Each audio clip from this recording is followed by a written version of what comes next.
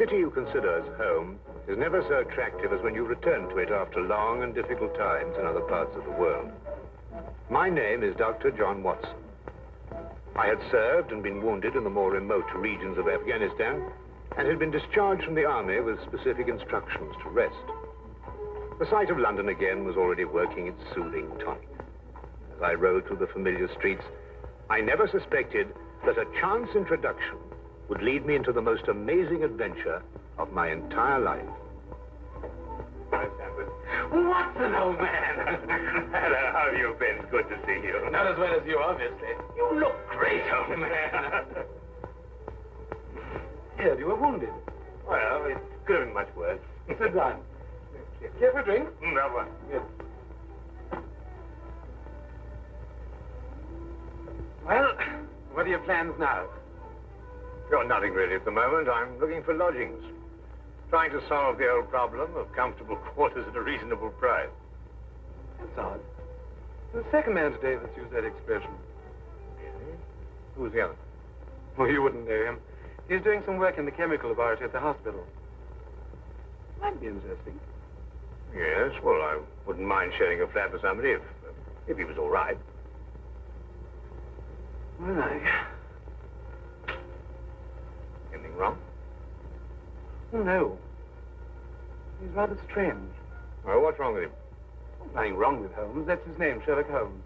Well, I saw him this morning. He was doing some research with a corpse. Oh, what was he doing? He was beating it with a stick. I beg your pardon? Did you ring, sir? 2 shillings, please. Very good, sir. What did you say this Sherlock Holmes fellow was doing? He was beating a corpse with a stick. Oh? What in heaven's name do you want to do that for? He wanted to find out if it was possible to inflict a bruise on a body after death. Why? You know? Did you ask him? That's another strange thing about this Holmes. Somehow, one never thinks to question him. No.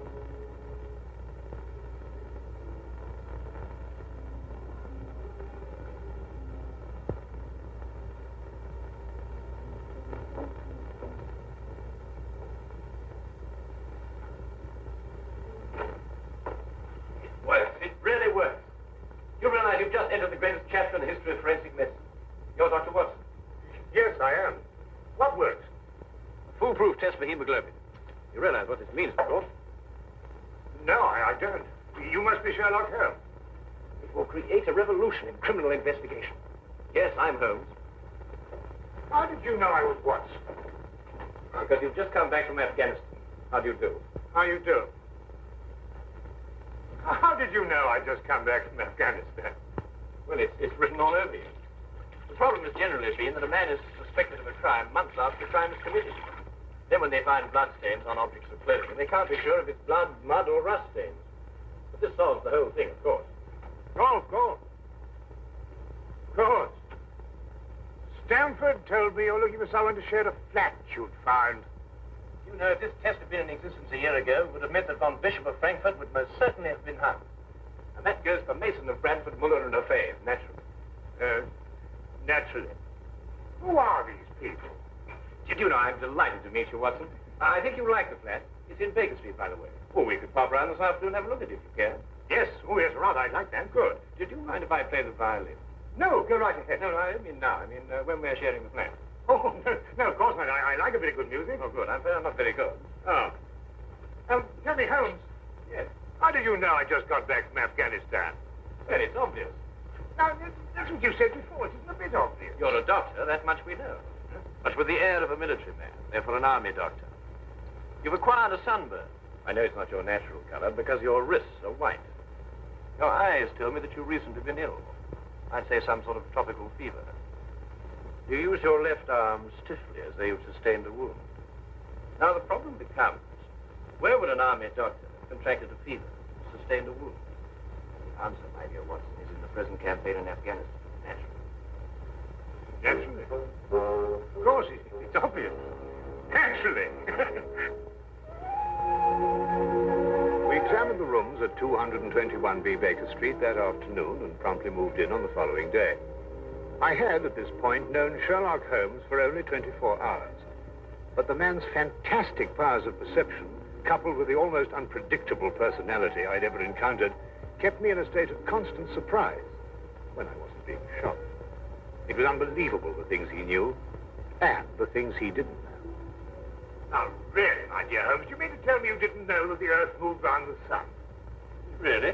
But every school child knows that. Well, now I know it, too. I shall promptly proceed to forget it. But why? Yes. Why? Why should I remember it? Well, because it's a natural phenomenon.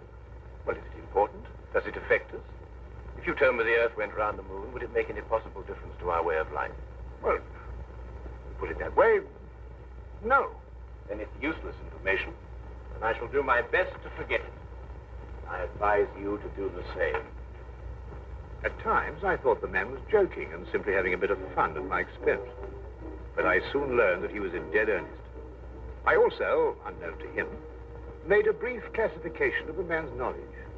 Literature? Nothing. Philosophy? Nothing. Astronomy? Nothing.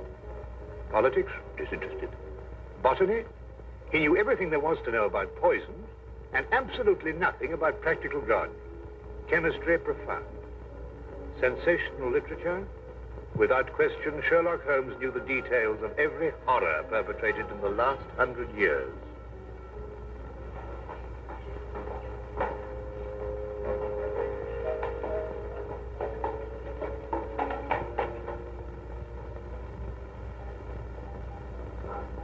I believe we have a visitor. Really? Who's coming here? I believe so. I would also say he's a retired sergeant of Marines. Oh, you know the man? Never clapped eyes on him before in my life. Well, in that case, that's one of the wildest statements I ever heard. How can you possibly guess he's a retired sergeant of Marines? You've never seen him. A guess, my dear Watson. A calculated deduction. Yes, he is coming up here. Do you mind if I ask him his profession? Oh, by all means. Now, where did I put my violin case? Oh, it's over here. There you are. Ah, my old friend. Come in. Excuse me, gentlemen. I have a message here from Mr. Sherlock Holmes. Thank you.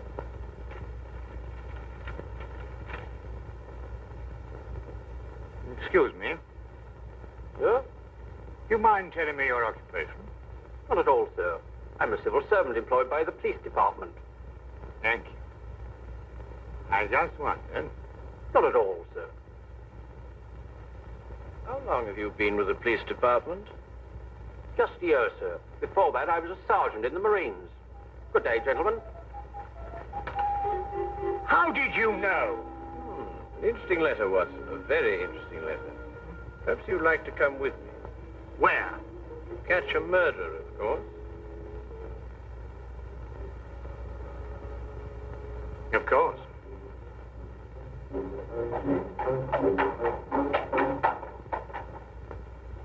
How did you know that that man was an ex-sergeant of Marines? Who? A messenger from the police. Oh, yes, the retired sergeant of Marines. That's what I said. Well, there's nothing mysterious about such observations, my dear Watson, but unfortunately, when explained, they lose their romantic order of mystery. My decision was based on observation and logical deduction. The man had a large anchor tattooed on the back of his hand. This was visible from our window. I admit I didn't notice it at the time, but since you mention it, I think there was an anchor. Oh, there was indeed. He also wore regulation sideburns and had a slight nautical roll. Thus, I judged him a Marine. Oh, guess, I grant you, but only a refinement of guesses one makes every day. Don't be so disgruntled, Watson. Test your own powers of observation. We are entering the perfect situation. Oh? What are we entering? A house that holds a murdered man.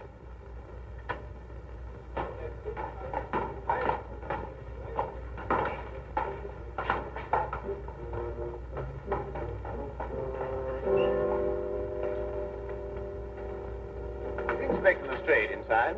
Yes, sir. May I have your name, please? Yes, Sherlock Holmes. This is Dr. Watson. Oh, that's quite all right, sir. Inspector Lestrade gave instructions to admit you. Oh, good. Oh, by the way, has the body been removed? No, sir, but the medical examiner's just gone. Oh, thank you. Let's hope they haven't moved things about too much. The police forces of the world seem to have an organized science of messing things about. Oh, I wouldn't say that, Holmes. Now then, move along there, everybody. Move along. There's nothing to see today. I don't know. I swear I don't know. I tried to help you. Don't you believe me? I had to do what I could. It was instinctive. Instinctive for a woman like you to commit murder. That's not true. You know it's not true. I know you hate me, but you can't believe I'd do a thing like this. Yes, I can, and I do. She's a murderess. You know it as well as I. She murdered your brother. It's a lie. Yes, it's a lie. The entire story's a lie. The relationship you had with my son was a lie. My son's been murdered. This girl's a murderess. Why she did it, what her motive was, I don't know. They were engaged without my blessing. I can only be grateful that she gains nothing by her crime. Your duty now is to convict her. Just a moment, please.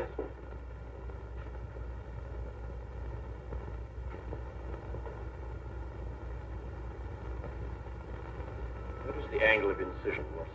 Yes. The force of the blow and the general penetration of the upper region of the chest. How long would you estimate before loss of consciousness? Well, it's difficult to say. 96 minutes? Oh, between the two. I see. And death? Shortly thereafter. 2 minutes? 3? 3 or 4, I'd say. Thank you, Watson. All right, take him out. Ah, forgive the interruption. I would prefer to have been invited before the body had been moved. I thought you'd be interested, Holmes. Oh, thank you, Lestrade. Well, may I introduce my friend, Dr. Watson, Inspector Lestrade of Scotland Yard? How do you do? Well, how do you know? So you're completely stuck, eh, Lestrade? What do you mean? Well, you thought I'd be interested. Why don't you admit it? You're in a jam. Like some cabinet work, don't you think? What you say isn't exactly true, Holmes. I've done you a favor. This is an interesting case. Of course, there are 1 or 2 unexplained details, but I don't believe it'll be long before we're What's clear. your principal problem? There's no motive. I found this girl with a knife in her hand. My brother lying dead on the floor. I found Peter on the floor. I tried to help By stabbing him? by removing the knife. Anybody would have done the same thing. I loved him. Oh, my dear young lady, there's no cause for you to alarm yourself. No one's accusing you of, of what happened. This would be a clear-cut case if only she had a reason for murdering. There happened to be a policeman outside the house during the murder, and he said that no one came in except her. Well, what about the others? Who benefits by her death? Well, no one. The estate was left in such a way that if he died before he married, everything went to charity. My dear Inspector Lestrade, he didn't die before he married. This young lady and the man whose body was carried out of here have been married for at least a week. In the event of his death, I imagine everything passes to her.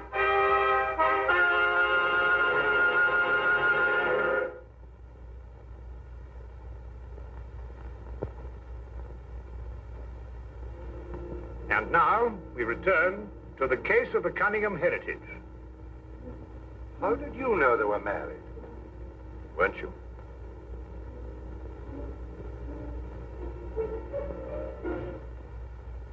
Yes, a week ago. Then you do benefit by my brother's death. You're his heir. I don't know if I am or not. I only know I didn't kill him. I swear I didn't. Where were you married? We went down to Brighton last weekend. Well, why didn't Peter say anything about it? I don't know. He asked me not to say anything, so of course I didn't. I'm afraid, young lady, I'll have to ask you to accompany me to headquarters. Sam.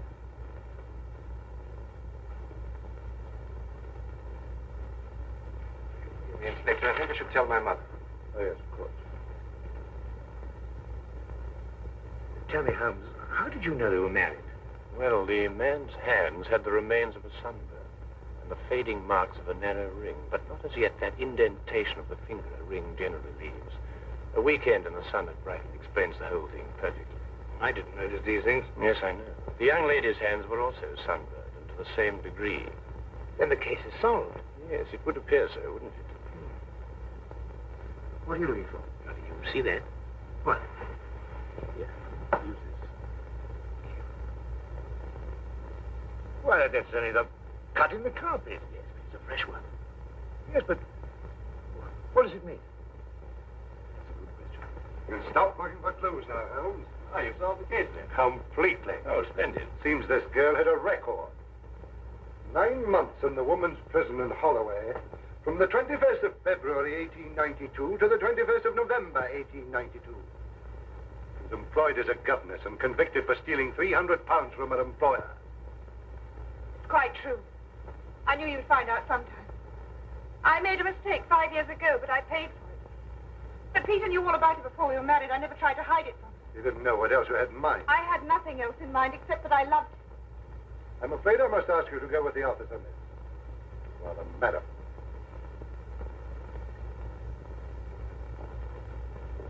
Well, that's how I like my cases. Fast and simple. Oh, you must tell me some more about it. Well, there's nothing to tell, really. Her story was that Peter asked her to call here at 10 sharp. She arrived, found the door open for her, came in here and found him writhing on the floor with a knife on his chest. She screamed, pulled it out. Just then, Brother Ralph walked in. Peter died without saying another word. So she stabbed him for the inheritance and was caught in the act. Simple. Well, holding over long. Couldn't be simpler, could it, Watson? I still think it's a tragedy. Yes, but my job, Dr. Watson, we run up against it all the time. Huh? No, thank you. Well, I suppose you had some amazing adventures. Yes, but one learns to have a real philosophy of life and get a good perspective. Yes, I suppose. But just the same, I think it's a pity. Just another case of a clever girl being too clever. The clever girl who intended to murder her husband, she certainly chose the most stupid possible way to commit the crime. What was that? Well, what's this? Checkbook. Oh, amazing deduction, Lestrade. Look. So Peter Cunningham drew a check for £1,000. 6 weeks ago, and 5 weeks ago, and 4, and 3, and 2, and that's all. Well? They're drawn to cash. Well, I don't get your point. He was a very rich man. Well, it's a great deal of cash. It was his own money. I suppose he could do what he liked with it. You may have hit the proverbial nail, Lestrade. Now, look here, Holmes. You're trying to start something that just doesn't exist. You think so? I have a great deal of respect for your opinion, Holmes. But your trouble is that you can't leave things alone. If there isn't a mystery, you have to make one, or you're not happy. You're right, I'm not happy. There are marks on the carpet indicating a struggle. The man whose body was carried out of here was over 6 feet in height. If he had struggled with a girl who had left here, I don't think he'd have lost. She surprised him. Oh, but he was expecting her. That's her story. I'd say she sneaked up on him. What, had stabbed him in the chest? How do you sneak up on someone and stab him in the chest, Lestrade? Now, look here, Holmes. You're trying to start something, and I just won't stand for it. That girl's a jailbird, and she's guilty, and she's going to hang. And that's the end of the case.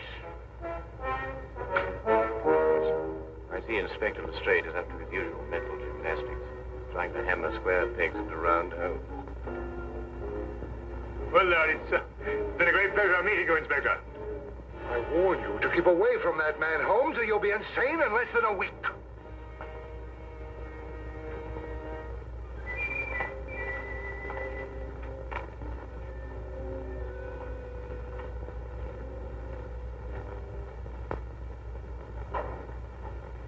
What time is it? Oh, 10:30. Perhaps you'd like to take a little stroll with me. What? I'd like to investigate this afternoon's affair a bit further. Oh, yes. I'd like that. I thought you'd forgotten about it. Not at all. I've been thinking about it all evening.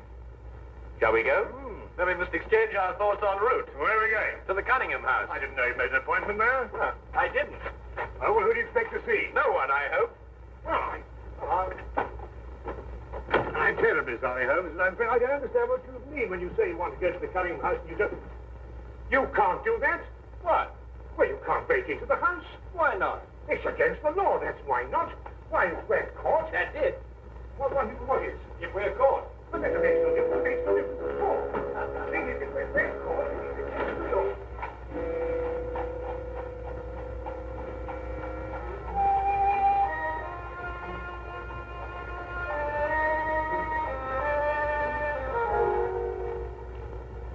quickly now. But look, Holmes, we can't keep it. Come on.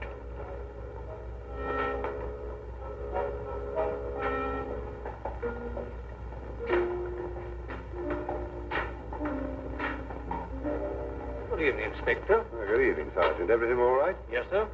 I just thought Sherlock Holmes might have dropped by. Where'd you get the key? A key is a burglar's too. A burglar's too? Street clear? Yeah.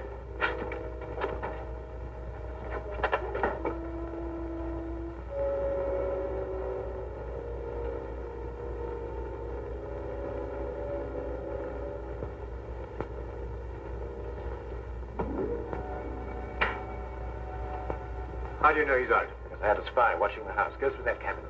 What am I looking for? Papers, bank statements, anything to indicate passage of money from Peter Cunningham's account. Go on.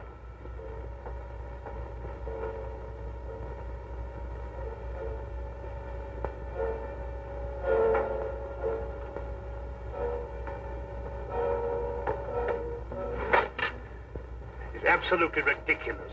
Looking for something and you don't know what in order to catch somebody and you don't know who. Quite ridiculous. Nothing over my side. Keep looking. Who do you think's got it? Whatever it is we're looking for. Why did Peter Cunningham try to hide the fact of his marriage? A week or a month with the main indifference as far as his mother was concerned. She would never have consented to his new bride anyway.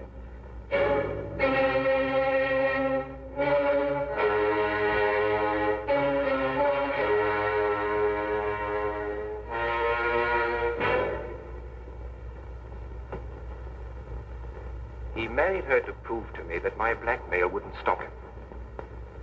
And then he withheld the fact in order to give me 1 week to clear out of the country before he exposed me. The money he paid you went to buying up your promissory notes. I was being pressed, Mr. Holmes. My brother's engagement to a jailbird gave me a perfect opportunity to extract a little money from him. In fact, if he hadn't been such a bullhead, it would have gone on for quite some time. The jailbird, as you put it, makes the perfect murder suspect. Perfect, Mr. Holmes. And you and Dr. Watson make perfect burglary suspects. When I report your death to the police, they can't possibly blame me for defending the sanctity of my home.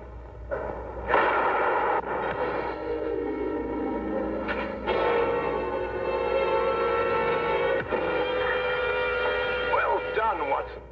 Oh, I could have done a bit better, only it was my bad shoulder.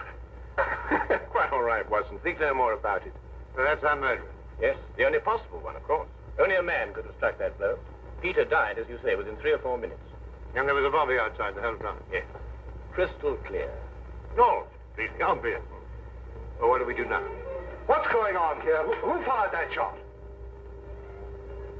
We will sit with the good inspector, and with the aid of our evidence, a bit of logic, and a few simple diagrams, we will endeavor to convince him that night follows day, and that 1 and 1 inevitably makes 2. How did you two get in here anyway? Now, Inspector, calm yourself, calm yourself, calm. Sit down. Now, there's a good fellow. Sit right here. Now, you see, we have a great deal to talk about.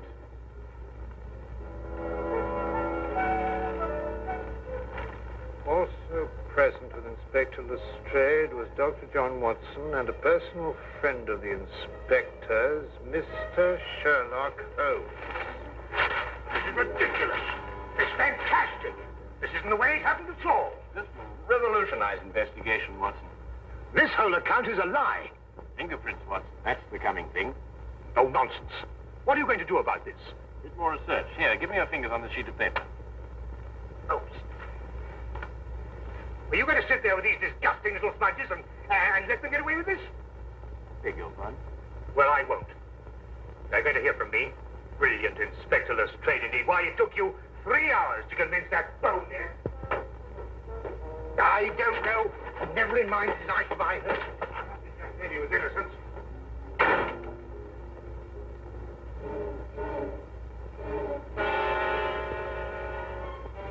Oh.